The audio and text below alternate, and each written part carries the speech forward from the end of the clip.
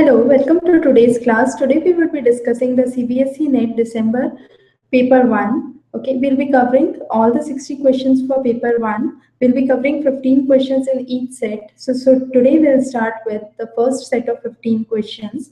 In the first set of 15 questions, we'll be dealing primarily with what was the question, basically the nature of the question and the required solution for the question. So let's start with the first set here. The initial questions talks about on the computer application section. Okay, so the first question is, what does CSS stands for? The correct answer, what is CSS is, CSS is also known as cascading style sheets. Okay, so these are basically the formatting and the look and feel of the website or any markup language like HTML. So whenever you are trying to design or format the look and feel in a markup language, it is done by means of CSS, and that is known as cascading style sheets. Okay. The next question here talks about the MOOC. So what is MOOC? MOOC is basically known as Massive Open Online Course. And what does that mean? Massive Open Online Course basically means you have a course that is designed for the students, which involves unlimited participation, and it has a kind of open access. And this open access can be in form of internet. Okay, it can be in form of any other online resource. Okay, so it can be available on YouTube. It can be available in form of open media at internet. Okay, so it basically tries to strengthen the course material and provides a framework for distance education. Okay, so the correct answer for MOOC stands for is Massive Open Online Courses, which are available free on the internet. They are basically kind of open media, which are mainly aimed to promote distance education. Okay, the next question is finding binary equivalent for decimal number 35. Okay, so when we are trying to find the binary equivalent for decimal number 35, how do we do that? So let's see how do we do that. So you have 35, you divide it by 2, you have 17 and you have a remainder 1. Then you again divide this by 2, you have 8 and a remainder 1. You divide 8 by 2, you have 4 and a remainder 0. 4 by 2 is again 2 and the remainder 0. There is no remainder. And finally, the remaining number is 1. So this is what is the binary equivalent, or how do we calculate the binary equivalent. So when we read it, we don't read it from top to bottom, rather than we read it from bottom to top. So the correct answer here would be 10011. Now I have an easy way of explaining this concept. So rather than going in a forward direction, that is finding the binary equivalent for 35, what we can do is we can look at the solutions, and from the solutions we can see what would be 35. So when we have the numbers like this, okay, the first digit says 1 into 2 raised to power 0. The second would be 1 into 2 raised to power 1. It would be 0 into 2 raised to power 0. It would again be 0 into 2 raised to power, 2 raised to power 3. And finally 1 into 2 raised to power 4. Okay, so 2 raised to power 4 is 32. Okay, so this one denotes 32. Okay, so if I have 1 0 0 0 0, that means it is equivalent to 32. Now since I know that 10,000 is equivalent to 32, the only numbers that I can have to make it 35 should be very small numbers. Okay, so this 11 will make it, this number would be 1 and this number would be 2. So 2 plus 1 is 3. Okay, so I can add 32 to this 3 and get the answer 35. In no other choice, this can be possible, because in choice B and C, you have the next digit as 2 raised to power 3. That is, you would be adding 8 to 32. That will make it a very big number. Okay, so B and C are eliminated, and in again D you have 2 raised to power 2. Okay, that is 4, and then you have 3 more that is being added. So this would again give you a very big number. So this again cannot be the answer. So the only correct answer can be A in this case. Okay, now you have the next question here. That's again based on computers. You have some of the file types that are given, and you are asked what type of extensions are these. So GIF, JPEG, BMP, and PNG, all these are considered as an image data, and these are the ways by which you save or store image. Okay. Similarly, if I talk about video data, it is MP4. I can say text data, it's .txt file. I can say audio, it's .wav file. Okay, so these are the various extensions that are used for different things that we try to use. Now the next question talks about symbols A to F are used in which one of the following. So in binary you have symbols 0 to 9. Okay, then you have symbols A to F. That's A, B, C, D, E, and F. That means you are using 1, 2, 3, 4, 5, and 6. So you have 10 digits here and 6 here, which gives you a total of 16. And this 16 is also known as hexadecimal system, or we call it base 16. Okay, so the correct answer here is C. The next question is, which of the following is not a search engine? Of all these following, Google, Yahoo, and Bing are search engine. Chrome is basically a browser. So the various browsers are Chrome, you have Firefox, you have Internet Explorer, IE. Okay. So Google, Yahoo, and Bing would be the search engines, and Chrome is a browser. So the correct answer here would be Chrome. The next question is a very direct question asked about CO2 emission.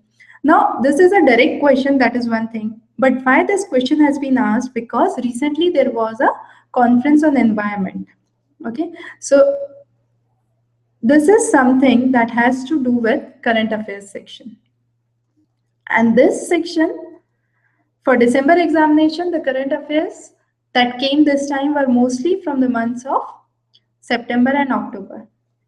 Okay, so if you are preparing for June examination, you'll have to focus on the current affairs in March and April. Okay, now this environmental conference that was held recently in Peru talked about the total carbon dioxide emissions from the various countries, and the result shows that China has the highest emission, followed by United States, then India and Russia. So the correct answer here is B.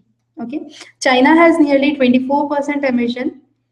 Next is USA with 16% emission. India has around 5.98% of carbon dioxide emissions, with Russia at 5.15% of carbon dioxide emissions. Now, as I previously mentioned, this question is important not because it's a direct question based on environment, but recently there was an environmental summit that was held, and because of that, there are 2 questions that are asked on carbon dioxide emissions, and this topic has become important in this year's examination. The next question is, you have a list of days and the major dates. That's a very direct question on general knowledge. So you have to match the left hand side with the right hand side. So 16 December is celebrated as the World Ozone Day.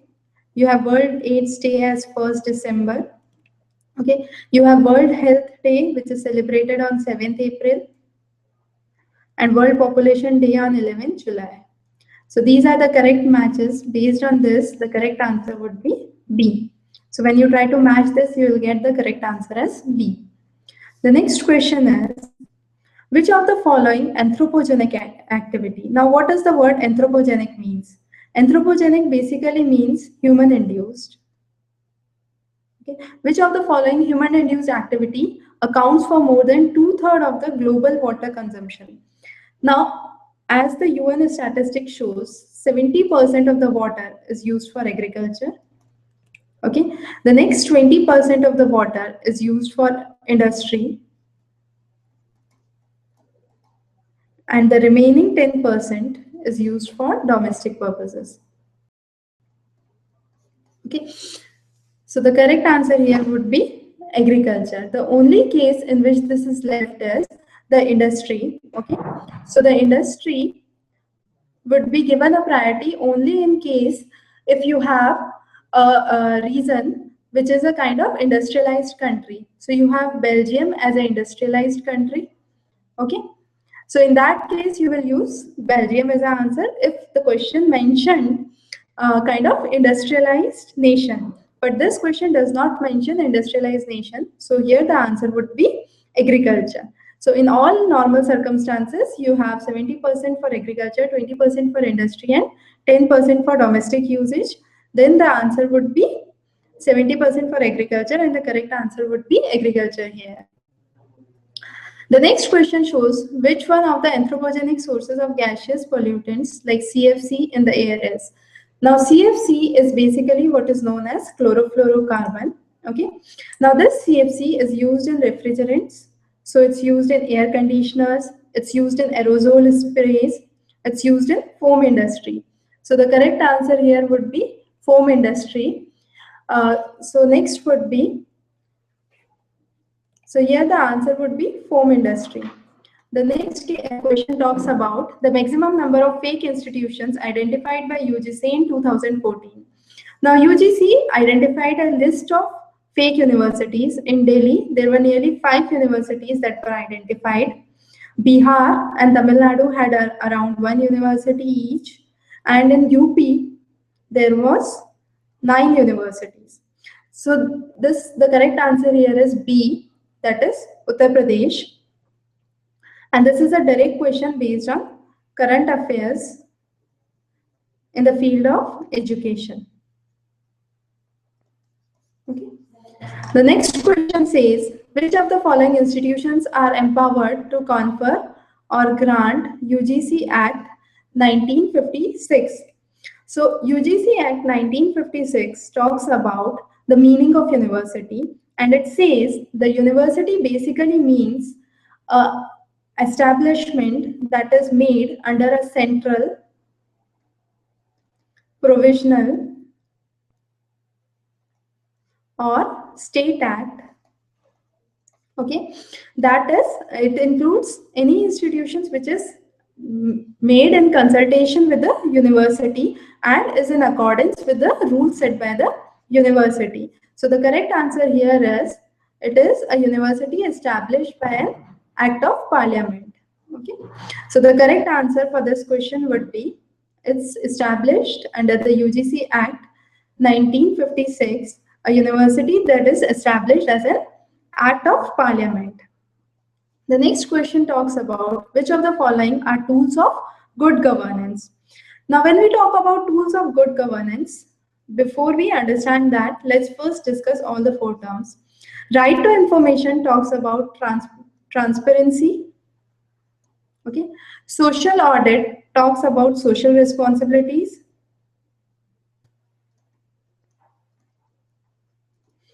Then you have citizen charters that talks about responsiveness. Okay, and separation of power that talks about distinguishing the work of judiciary with law and executive. Okay, so basically what we are trying to do is, whenever we are trying to run a government that requires good orderly governance, we require all the 4 qualities. So there must be social responsibilities that must be handled. There should be separation of power between the center and the state and local bodies. There should be responsiveness, that means citizens' queries should be answered, and there should be transparency or right to information. Okay, so the correct answer here is D, which includes all the 4. The next question was a direct question on Cyclone Hudhud, which was again a recent news and recent happening in the month of October. So as we can see, the current affairs that came for the December 2014 examination were mainly from the month of September and October. So near Vishakhapatnam and Andhra Pradesh. Okay, so it is basically it was the name for the tropical cyclone that struck the east coast of India. Okay, so the correct answer here is Andhra Pradesh. And the last question for today's set is, which of the following is not a renewable natural resource? Now, before we understand which of the following is not a renewable natural resource, let's talk about what are the renewable resources. Renewable resources are those resources which can be renewed or self-replenished. Okay, which can be naturally replenished is a natural renewable resource that includes air, water, and soil. Okay, salt cannot be naturally replenished or self-replenished, therefore it is not considered as a natural renewable resource. So the answer here would be D, salt. Okay, so with this we covered the first 15 set of the questions for the CBSE NET examination 2014 paper 1. In the next session, we would be covering the further 15 set of questions for the CBSE NET examination. Till then, have a good day ahead.